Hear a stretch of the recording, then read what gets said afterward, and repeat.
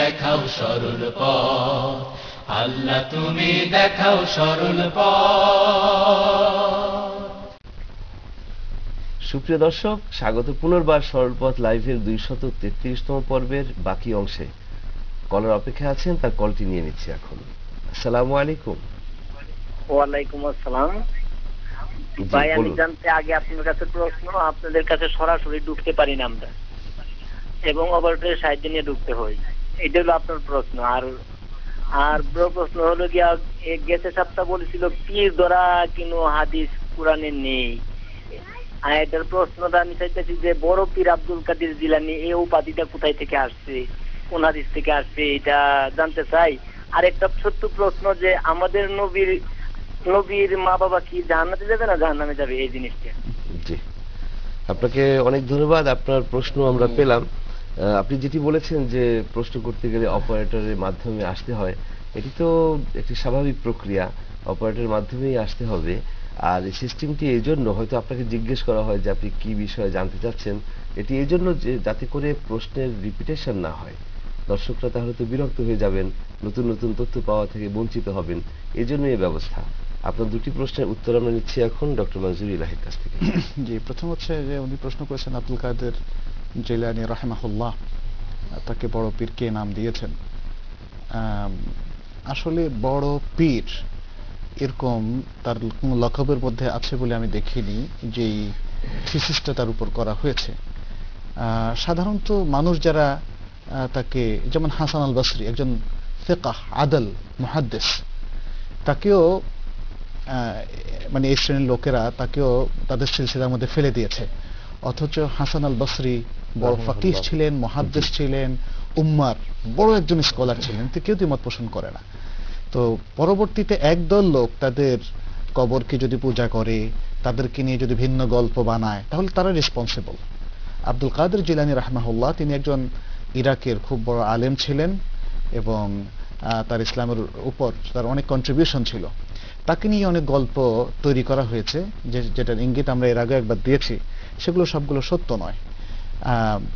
আমরা আবু বকর রাদিয়াল্লাহু তাআলা আনহু, ওমর ইবনে খাত্তাব রাদিয়াল্লাহু তাআলা আনহু, চার খলিফা বা তার পরবর্তীতে এদের কাউকে কিন্তু এগুলো আমরা বলছি না যে আবু বকর বড় পীর ছিলেন, ওমর বড় পীর ছিলেন, অথচ তারা উম্মতের সবচেয়ে শ্রেষ্ঠ ব্যক্তি, নবীর পরে সর্বশ্রেষ্ঠ ব্যক্তি, নবীর পরে সর্বশ্রেষ্ঠ ব্যক্তি। তো সুতরাং এই বিষয়গুলো আসলে আমাদেরকে বিচার করতে হবে, আমাদের উম্মার শ্রেষ্ঠ স্কলাররা কি বলেছেন।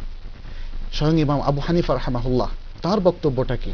আমরা অনেকেই এদেশে ফিকহের ক্ষেত্রে শুধু তাকে অনুসরণ করি, কিন্তু তার আকীদার খবর আমরা রাখি না। তার আল ফিকহুল আকবরে কিন্তু চমৎকারভাবে সমস্ত দিক নির্দেশনা দেওয়া আছে, যদিও সংক্ষিপ্তভাবে।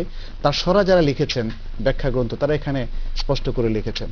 তো সুতরাং বড় পীর কোত্থেকে আসলো সেটা আমরা জানি না, হয়তো সাধারণ মানুষ অতিভক্তির কারণে তারা এই নামটা দিয়েছে, কিন্তু এটা কোনো অথেন্টিক বিষয় নয়।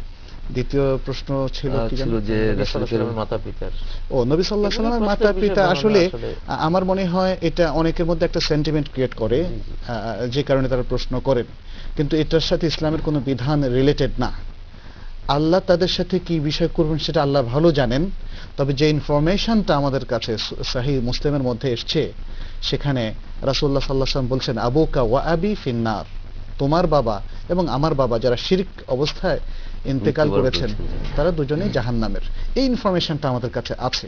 এটা নিয়ে আসলে আল্লাহকে তো আমরা গাইড অথবা মিসগাইড কোনোটাই করতে পারবো না, এবং আল্লাহকে বলে কয়ে তার সিদ্ধান্ত থেকে সরাতে পারবো না। এগুলোকে আলোচ্য বিষয় বানানো উচিত, এগুলোকে আলোচ্য বিষয় বানানো, সেটা নিয়ে সেন্টিমেন্ট ক্রিয়েট করা, পক্ষ বিপক্ষ হওয়া, এটা উম্মার জন্য অত্যন্ত খারাপ জিনিস।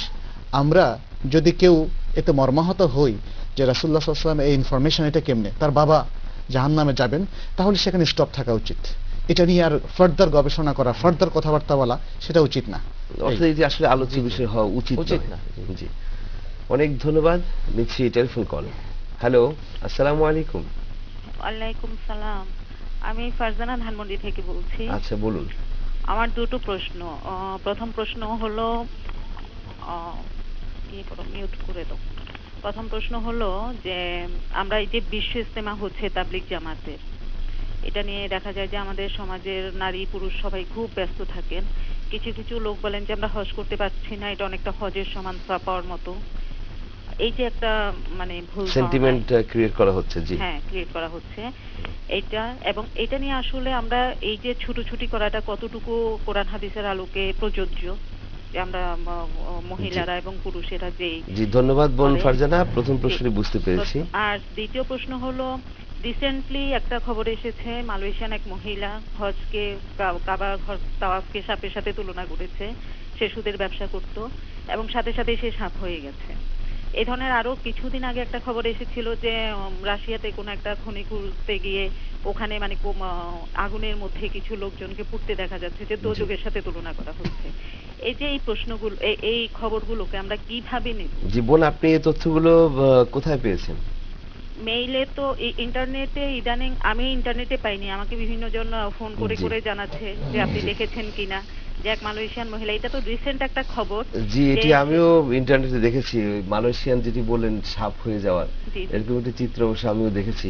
তো এগুলোকে আমরা মানে আমি ব্যক্তিগতভাবে বিশ্বাস করি না, এই জন্য যে আমার কাছে মনে হয় আল্লাহ তাআলা ন্যায় বিচারক এবং তিনি এইভাবেই মানুষকে দুনিয়াতে শাস্তি দিয়ে দিলে তাহলে অনেক ধন্যবাদ বোন। এই যে আমরা যেটি দেখেছি ইন্টারনেটের মাধ্যমে, এটি আসলে কতটুকু বাস্তবসম্মত সেটি নিয়ে সন্দেহ তো রয়ে গেল। বিষয়টি আমরা এখন জেনে নিচ্ছি প্রফেসর মুফতি ইব্রাহিম সাহেবের কাছ থেকে। জি, তিনি টঙ্গী ইজতেমার কথা প্রশ্ন করেছেন যে এখানে গিয়ে ইবাদত করলে কোনো ফজিলত আছে কিনা। আসলে 3টি মসজিদ পৃথিবীতে, বাইতুল্লাহ, মসজিদে নববী এবং বাইতুল মুকাদ্দাস, এই 3টি মসজিদেই ইবাদতের উদ্দেশ্যে মানুষ যাবে, ফজিলত অর্জনের উদ্দেশ্যে সফরের দূরত্বে যাবে। আর এছাড়া পার্শ্ববর্তী যেসব মসজিদ আছে মসজিদে যাবে। এছাড়া বাকি সারা পৃথিবীর সকল মাঠ এক সমান, কোন মাঠের উপরে কোন অপর মাঠের কোন ফজিলত বুজুর্গি মর্যাদা যেটি বলা হচ্ছে, আমরা জানলাম যে ইজতেমায় যাওয়াটাকে হজের সাথে তুলনা করা হচ্ছে, যে এখানে গেলে হজের সমান সওয়াব পাওয়া যাবে। আর অনেকে বলে থাকেন যে এটি হচ্ছে গরিবের হজ, এবং একটি সেন্টিমেন্ট তৈরি করা হচ্ছে এর মাধ্যমে। এটি এ ব্যাপারে শরিয়া কি বলছে? জি, টঙ্গী মাঠে গেলে হজের সওয়াব, এটা অবশ্যই তাবলীগের আমিররা বা যারা নেতৃবৃন্দ আছেন, বড় উলামায়ে কেরাম আছেন, তাদের কথা তো কিছুতেই নয়। এটা কিছু মানুষেরা বলে, অতিভক্তি করে, এটা কিন্তু মারাত্মক অন্যায়। কারণ কোথায় হজ?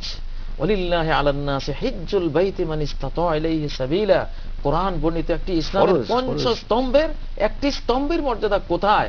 আর কোথায় একটা মাঠে আমি একটা মাহফিল করলাম, মজলিস করলাম, এখানে কিছু আলোচনা করলাম, এটা একটা নফল জিনিস, করলেই বাকি না করলেই বাকি, এটার মর্যাদা কোথায়? তুলনা হতে পারে না, তুলনা কোনো প্রশ্নে আসে না। এটা হারাম তুলনা, যে মুসলমানদের এটা দ্বিতীয় বৃহত্তম সমাবেশ, ধর্মীয় সমাবেশ বলা, এটা একটা মারাত্মক জিনিস। হজের সাথে কোনোভাবেই পৃথিবীর যদি সমস্ত মানুষও কোনো এক মাঠে, 150 কোটি মুসলমানও যদি কোনো এক মাঠে একত্রিত হয়, তবুও বলার অধিকার নাই যে এটা হজের সাথে হজের সাথে তুলনা করে বলার কোনো সুযোগ এখানে নাই। এগুলি আমাদেরকে লক্ষ্য রাখতে হবে, বা যারা আমির আছেন, তাবলীগের নেতৃবৃন্দ আছেন, এইসব জিনিসের বিরুদ্ধে তারা কথা না বললে ধীরে ধীরে কিন্তু একটা বিশাল বেদাত এবং সুন্নত পরিপন্থী একটা ইজতেমা পরিণত হবে। সেখান থেকে আমাদেরকে সতর্ক থাকতে হবে, এই বিষয়ে অবশ্যই আমাদেরকে সতর্ক থাকতে হবে। আর বোন ফারজানার তৃতীয় প্রশ্ন ছিল যে ইদানিং মেইলের মাধ্যমে, যে আপনি শুনেছেন নিশ্চয়ই, এটা শুনেছি, এটি বাস্তবসম্মত কিনা, এমন হতে পারে কিনা? হ্যাঁ, একটা হলো এই সুনির্দিষ্ট ঘটনাগুলি ঘটেছে কিনা এটা আমরা জানি না, ঘটতে পারে নাও ঘটতে পারে, এটা নিয়ে আমাদের মন্তব্য নাই। কিন্তু এমন হওয়া সম্ভব কিনা, হ্যাঁ এমন হওয়া সম্ভব। এটা কুল্লা লাহুম কুনু কিরাদাতান খাসিইন, সূরা আল বাকারাতে কিছু ইহুদিরা যখন শনিবারে মাছ শিকার করে রোববারে খেয়েছিল, আল্লাহ বললেন যে তোমরা নিকৃষ্ট বানরে রূপান্তরিত হও, তারা বানর শুকর হয়ে গিয়েছিল। ওয়া জাআলা মিনহুমুল কিরাদাতা ওয়াল খানাজির, সূরা নিসার মধ্যে এসে যে তাদের এক অংশকে আল্লাহ তাআলা বানর আর কিছু অংশকে আল্লাহ শুকর বানিয়ে দিয়েছিলেন। আর ইমাম ইবনে আবি দুনিয়ার একটি হাদিস রয়েছে যে ইউমসাকু কওমুন মিন আখিরি হাযিল উম্মতি কিরাদাতান ওয়া খানাজির, এই উম্মতের একটা বড় অংশকে শেষ জামানায় বানর শুকরে বিকৃত করে ফেলা হবে। তো তাদের অপরাধ কি? ওই সহিহ হাদিসে এসেছে ইত্তাখাযুল কায়নাতি ওয়াল মাআজিব, বাদ্যযন্ত্র, গায়িকা নায়িকা ভিত্তিক জীবন ব্যবস্থা তারা গ্রহণ করেছে, এর শাস্তি হিসেবে তাদেরকে বানর শুকরে রূপান্তরিত করা হবে। এগুলো কিন্তু আমরা যেটি জানলাম যে অবস্থার কথা তিনি বলেছেন, ইন্টারনেটে যেটি দেখেছেন তিনি, এটি কতটা বাস্তবসম্মত আসলে আমার ঘটেছে কিনা সে বিষয়ে আমরা নিশ্চিত নই, হ্যাঁ, তবে এটি হতে পারে হতে কোরআনের পারে। আলোকে আমরা হ্যাঁ, হ্যাঁ, সেটা জি, জি। জানতে পারছি। জি, সূরা ইয়াসিনে তাআলা বলেছেন ওয়ালাউ নাশাউ লামাসাখনাহুম আলা মাকানাতিহিম, আমি চাইলে তাদের বাড়িতে যেখানে আছে সেখানেই তাদের আকৃতি আমি বিকৃত করে ফেলতে পারি। তবে এখানে যে কোনো সংবাদ যদি মানুষ এভাবে পায় তার ব্যাপারে ফাতাবাইয়ানু, যাচাই বাছাই করতে যাচাই হবে। বাছাই করার কথা বলা হয়েছে। আপনি এখানে যদি তো শর্ত এটাকে রয়েছে যে ইন জাআকুম ফাসিকুম বিনাবাইন ফাতাবাইয়ানু, না, এখানে যদি কেউ এটাকে সত্য সংবাদ হিসাবে প্রচার করতে চান, যেমন আমার কাছে একটা সংবাদ আসলো, আমি এটাকে যদি সত্য সংবাদ হিসাবে গ্রহণ করতে চাই এবং প্রচার করতে চাই, তাহলে অবশ্যই আমার উপর ফরজ এবং ওয়াজিব হলো এটাকে যাচাই করা, নির্ভরযোগ্য সূত্রে না আসলে এটাকে আর প্রচার না করা। হ্যাঁ। এটা আমাদের খেলা। তবে এটি সত্য হোক মিথ্যা হোক, এর মাঝ থেকে একটি মেসেজ বেরিয়ে এসেছে যে এটা ইসলামের হওয়া কোনো সম্ভব। নীতিমালা সম্পর্কে কোনো কটূক্তি করা, এটি করা অবশ্যই উচিত নয়। অবশ্যই উচিত না। জি, অনেক অনেক ধন্যবাদ আপনাদেরকে, ডক্টর মনজুর ইলাহি এবং প্রফেসর মুফতি ইব্রাহিম।